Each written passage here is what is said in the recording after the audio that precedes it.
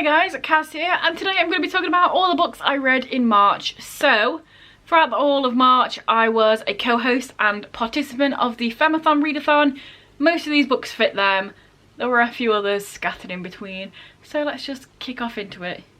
Side note, I do write full reviews on Goodreads, so friend me on there, the link's in the descriptione. Because I'm probably just going to be chatting shit here because that's what I normally do. So, let's start. First of all, I read The Witch Boy by Molly Knox Ostertag. This is a graphic novel. I will show you the artwork because that's the kind of guy I am. So this is what it looks like inside. And this was a really great read. It's basically about gender roles and expectations and not wanting to fit into those roles. So in here, we follow a boy who wants to be a witch, but in this community, girls are witches and boys are shapeshifters, but he's like, bro, I'm a witch. And then it basically follows that whole scenario and him being himself and who he wants to be and doing witchy things, and it's a really fun time. After that, I finally read Final Girls by Riley Sager, and unfortunately this was a little bit of a letdown. So I'm not very often a thriller reader, but this one really caught my attention a few years ago. I found it secondhand and it's been on my shelf. I've been really looking forward to get into it, and then I did and I was like, oh, that's unfortunate. So a few reasons. The first reason is the concept of this is different to what I thought it was. So, Final Girls. I thought it was going to be a bunch of different girls that were the final girls in Mass Murderers, and then they'd all start getting picked off one by one. It'll be like, oh, who's after them? That sort of thing. What it is there are 3 final girls. One of them commits suicide, and then the other 2 kind of meet for the first time, and then the book is really slow. Nothing really happens for the first half of it, and it just wasn't what I was hoping for. It wasn't what I was looking for. I felt like some of the twists were really good, some of them were a little bit just meh. I didn't necessarily enjoy them. And yeah, I just think I wanted something different from this, so going into it already, my expectations were not met. And then the fact that it was so slow paced as well, like I said, nothing really happened for ages. It was just these 2 girls talking and getting to know each other, and then just doing really random things that had no point to them, like let's go on a walk or let's go and shoplift for no reason. Yeah, it just unfortunately wasn't the best. And like I did say at the beginning, I did review this quite long on Goodreads if you want my full reasonings and things and spoilers and stuff, if you've read this book and you can see what I thought of certain twists and which ones I like and which ones I didn't. So yeah, I still think this is a really pretty cover, and I'm glad I finally read it because it's nice to sort of branch out and read genres that you don't really read very often, but unfortunately it just was 3 stars for me. After that, I read George by Alex Gino. This is about a young trans girl who wants to be the star of the play in Charlotte's Web. She wants to be Charlotte.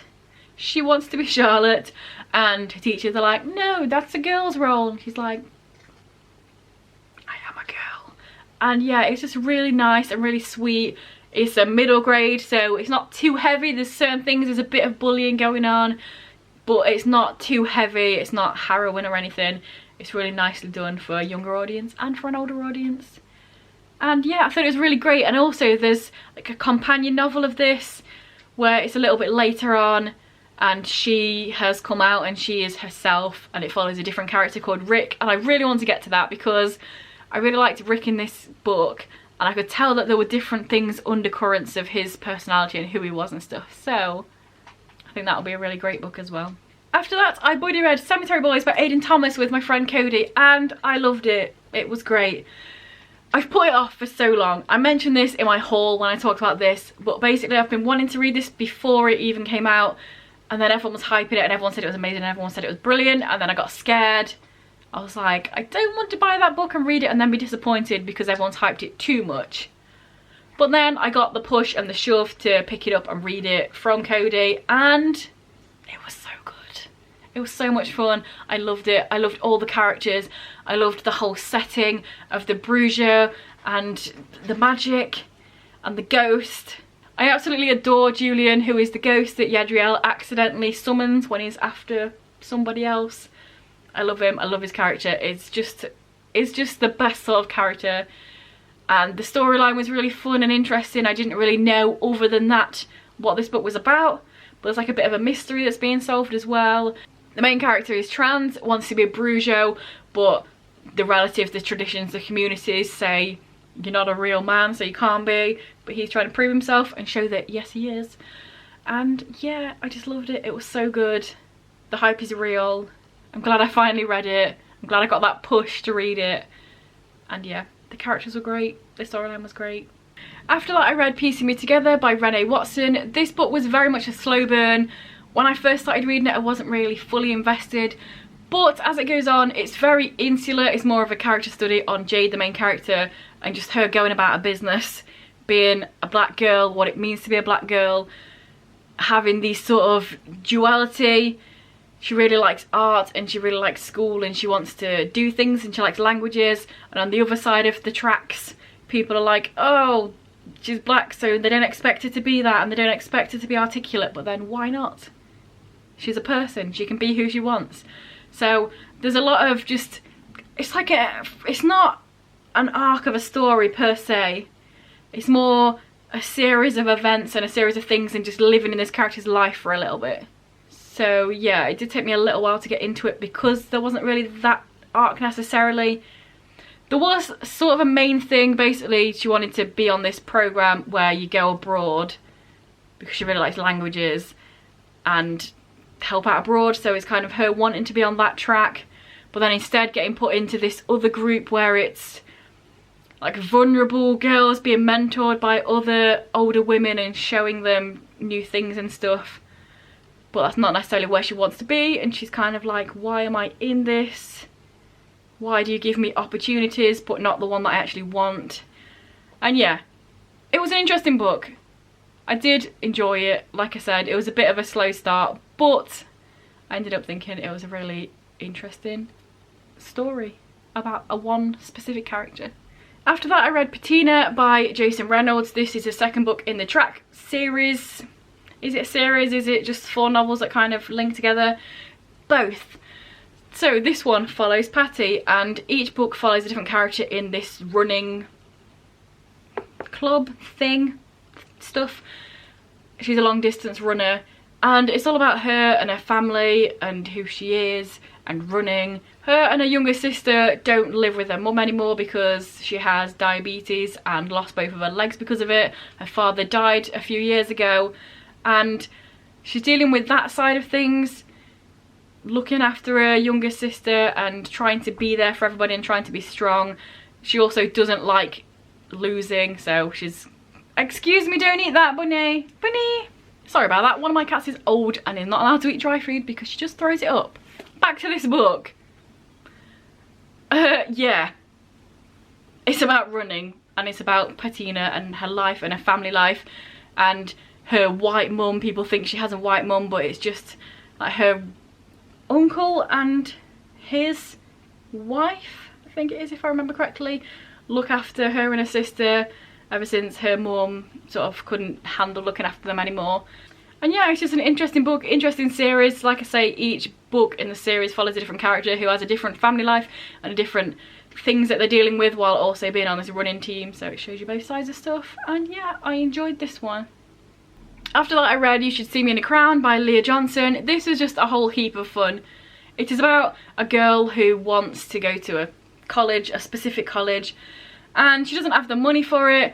So for some reason in this school, if you win prom king and queen, you get a 10 grand college money thing. What's the word I'm looking for? Scholarship. That's the bitch. Yeah, you get a scholarship. So this book is all about her trying to run as an outsider, as somebody that's not really a big main player in the social life of this school, trying to become the prom queen so she can get this scholarship money so she can get into the college of her dreams. And it's just really nice. There's also a relationship brewing between her and this girl that's new at the school, who is a whole heap of fun. I really liked her character.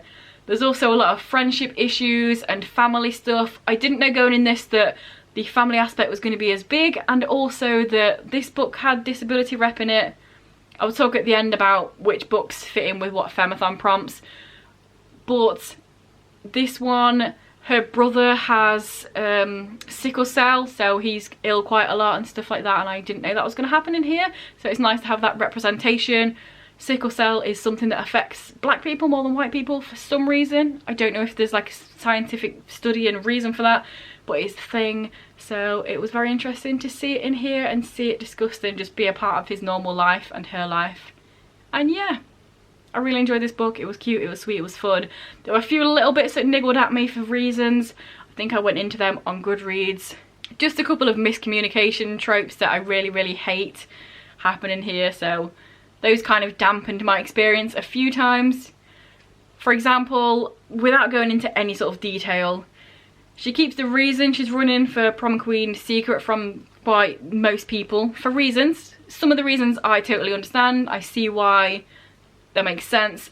But then this one character, instead of telling them why she's running, she lets them think that it's just for no reason and it's just for like popularity, or it's just for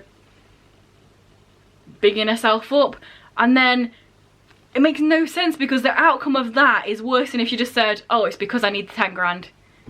So I was like weighing up the options. I understand why for some reason you don't want to tell people, but then other reasons it's like, what is the worst of those two options?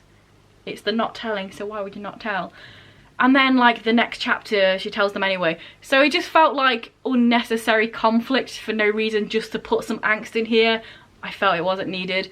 But that was pretty much the only thing that kind of bugged me about this book. Other than that, I thought it was really fun and really sweet and really nice, and I'm glad I read it. After that, I read The Sad Ghost Club by Liz Meddings. This is a graphic novel. Let me just pop open some of the pages for you. So here is the artwork in here. It basically follows a ghost. Well, they're not really ghosts. It's weird. It's like a metaphor because they go to a party and it's got real people there, but they've got the sheet on their head because they're like social anxiety. They're not really into the crowd. They're sort of a loner and outsider, and that's represented with the sheet. And this was just a lot of fun. I saw myself in it quite a few times and I was like, how dare you? But yeah, it's about the character. It's about social anxiety, not really liking to hang around people. The main character has a cat. It's about depression as well, and it's just really sweet and really lovely, and I really enjoyed it. And it was such a quick read, and just the way the characters interacted just felt so real, and they're kind of like a bit awkward but really fun. And yeah, I loved it. After that, I read Percy Jackson and the Singer of Apollo by Rick Riordan. You might notice the next few are quite short. I did record a small book project, but I never got around to editing it, and now it's kind of obsolete, so it won't happen. But yes, I read this one. This is just a little short story about Percy and Grover trying to find a singer of Apollo for Apollo because he needs to go and do this show and he's missing one of his singers. And it's just fun and little. It's like 40 pages long. The rest of it's just quizzes and characters and stuff like that. It's really little. And it was just really fun because Percy Jackson, the world of Percy Jackson, is always just a laugh, and they get into shenanigans. The start of this is basically saying, oh, why am I hanging from a skyscraper with my trousers falling down my ankles? And then they tell you why. So yeah, just a little fun World Book Day book that I finally got to. Speaking of World Book Day and small books, after that I read Killjoy by Holly Jackson. This is a prequel to A Good Girl's Guide to Murder. This is a bit longer. It's about 100 pages, just over 100 pages. And I absolutely loved this. I was a little bit, not apprehensive, but I thought, oh, it's probably going to be a short story. I didn't know what to expect. But I loved the concept of this. It was like one of those murder mystery games, but like role play in real life. So it's like you're playing Cluedo, but you are the characters and you dress up as the characters, and then they're going around the house and different clues are in the actual house. And honestly, I want to do that in real life because it sounds like the absolute most fun. But yeah, I just loved it. It was a really good way of explaining why Pippa decided to look into the case in A Good Girl's Guide to Murder, why she decided to do that for her school thing, whatever it was, because of this. And yeah, it was done impeccably. I loved it. You got to see her friends more because in the main book it's more about her and getting to the bottom of this and her interacting with one or two characters mostly. so I liked that as well. Or I want to do it. Let's have a murder mystery game in real life, peeps. I don't know that many people, but I would like to. The way it was written was just so realistic. The characters will be in character and then they'll be out of character, and then they'll be like, no, you're meant to be in character, you are the butler, you are the maid, putting on these accents like an hello governor accent for the maid person. It was just really fun, and it felt like a real group of friends having a real fun time. There was also little mystery bits throughout trying to be creepy, and it's like, is it real creepy? Is it part of the game? Who knows? Yes, very much enjoyed this, and I really need to get to Good Girl Bad Blood, because if these two books are anything to go by, that one's going to be real good too. We're about halfway through, so let's head on over to a message from one of our sponsors, and then I shall be back. After that, I read All Girls by Emily Layden. This is a book set in an all-girls boarding school, and it's set over the whole year. And unfortunately, it was a bit of a miss for me. I gave it 3 stars. I felt like the concept was there, but the execution and the characters and yeah, the story, I've just said basically everything wasn't there. Right, hear me out. It follows a different character each chapter, and it just goes about their life in that certain period, and then the next chapter it will be like 2 months later at another event with somebody else, or a couple of weeks later and it's talking about somebody else. And in theory that is a good idea, but it felt like none of them connected. So for example, towards the beginning of the book, one of the chapters is about a girl who ran and also had an eating disorder and like basically didn't eat anything, and then she was never talked about again. And I thought, surely even 6 months on another character's thing, they all live in the same school, they all live together all the time, would it not be normal for somebody to mention that she passed out, maybe, if she's running on empty stomachs, or that something happened, or, you know, just a little nod in chapters in the future about stuff that's happened in the past? And I felt like that didn't happen, so it just felt like a fade to black, and then that person, that character was just gone and not cared about. So it just felt like there wasn't much jeopardy there, or there wasn't enough getting to know the characters or caring about what's happening to them. There is a sort of overarching theme where one character, the first chapter, a character arrives at the school their first time, and there's all these placards that are put there that basically say a rapist goes here. And it's this big, when I first read that I was like, wow, this book is going to be intense, it's going to be interesting, it's going to be really good. But then that storyline just peters out throughout. Basically, like 20 years ago, somebody says that they were raped by a teacher who still works at the school, and I thought that that was going to be more integral to the storyline, whereas instead of that, it just, after every chapter there's an email from the school that'd be like, oh, this scandal thing, we know you've all heard about it, but oh, nothing's happening there, it's not a thing. And then like 3 months later there'll be another email like, oh yeah, we're talking to people, there's a counsellor open if anybody wants to talk about stuff. And it just felt like they put this big storyline there and then nothing really came of it, so I was a bit disappointed with that as well. Things I did like, I liked the inclusion of different people. There's a lesbian couple in here.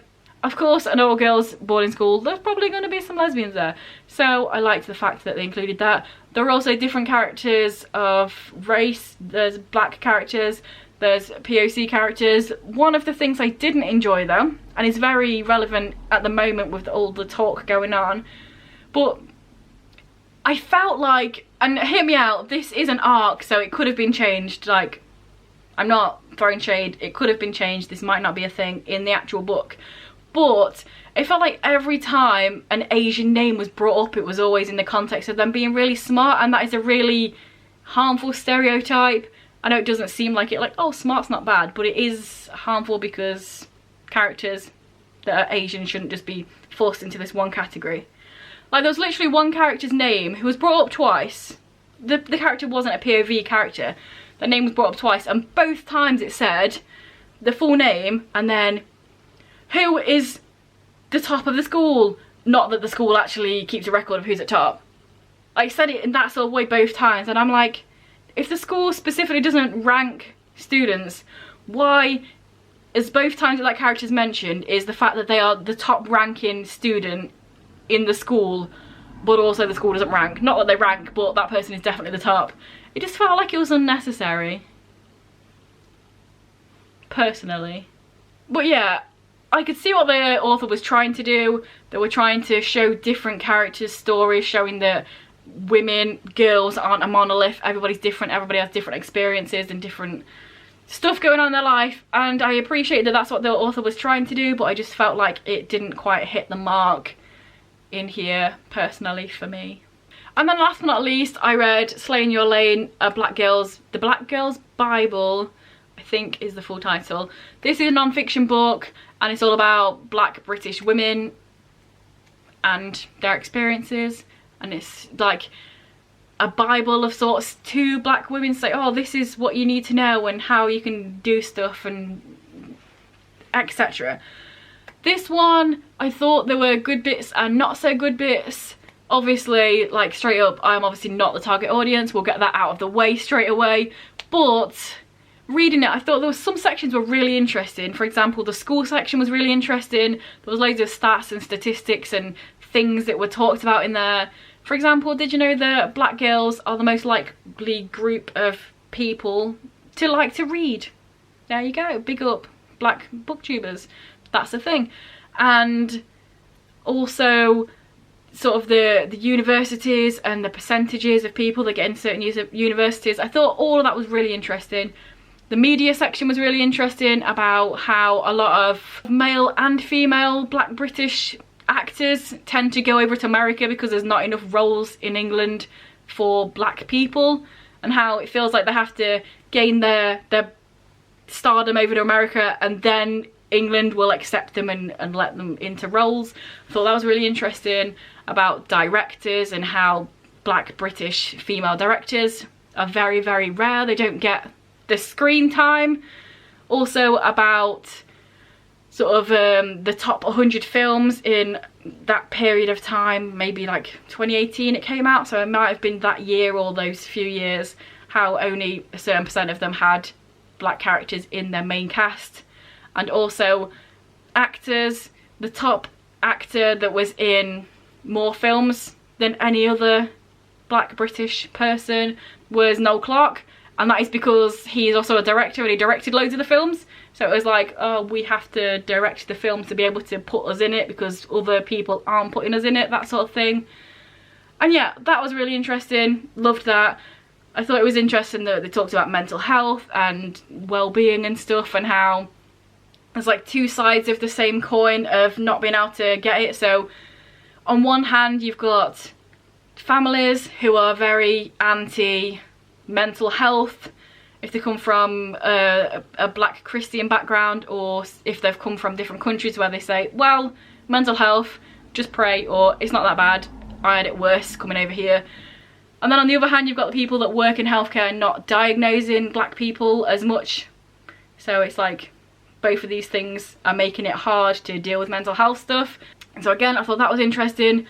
But the thing that I didn't, well, there was a few things. The first thing, I thought the business part was really boring and it dragged, really dragged. The beginning of it, really interesting. It talked about working twice as hard for half as much. It talked about having the best university scores, and then when you get into the job market, not being able to get the jobs even though you're more qualified. It talks about money and how black women get paid less than anybody else. That was all really interesting. But then after that section, it talked about like being an entrepreneur and making your own business for ages, and a lot of it just felt like business 101. It didn't feel like it was specifically pointed towards the target demographic. So it just felt like, surely if anybody wanted this information, they just read a business book, and I don't care about this stuff, so it was really boring for me. Obviously, I'm sure that black British women would like to read this stuff written by black British women, because I'm sure most books about business are probably written by white men, so I understand in a way why they would. But it just talked about stuff like having a mentor, getting the money, showing people your products, having a product that you actually need to, like a market for. I'm like, that's not specific to anything, that's just how you run a business. So I found that really boring. And then a couple of other things that kind of I felt like should have had a platform in here. Just because it was called the Black Girls Bible, I feel like 2 things were omitted. The first one was people that are not straight. The section on relationships was all about getting a man, getting a husband, getting a man, getting a husband. Do you want a man, get a man. The only time the word lesbian was used in here was when a woman that was interviewed said, I'm not a lesbian, but if my husband was a woman, I would have married them because I married them for who they are as a person. That was the only time that not being straight was mentioned. So I feel like they could have at least talked a little bit about that, because the whole point of this book is the intersectionality between being black and being a woman, and how it's harder to have both of those things. And then I feel like surely if you're talking about intersectionality, being black, being a woman and being not straight also needs to be talked about. So, and then in similar vein, the mental health and the health section talks about mental health, and then it talks about health in terms of like stress related health or certain diseases that black women get more commonly than other people. But they didn't talk about like disability as a whole, like being a disabled black woman, and again the intersectionality there. I felt like they could have at least tapped into that point a little bit, which is why I'm not sure it can be called the Black Girls Bible if they're only catering to straight, able-bodied black women. But yeah, that's just how I feel.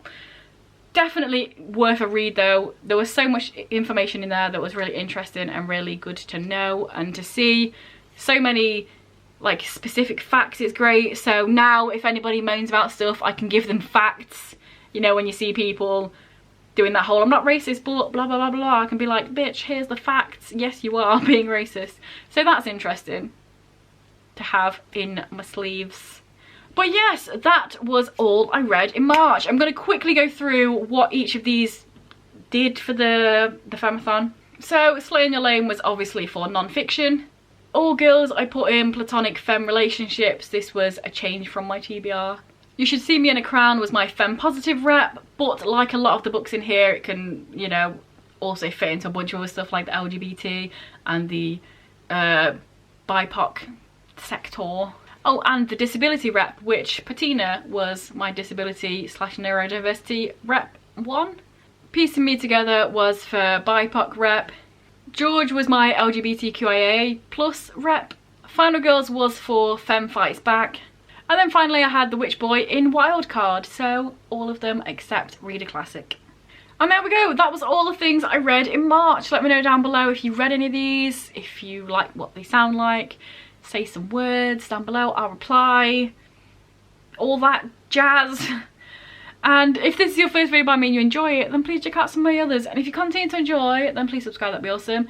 Anyway guys, I'll see you in a few days with another video. Bye. Hi.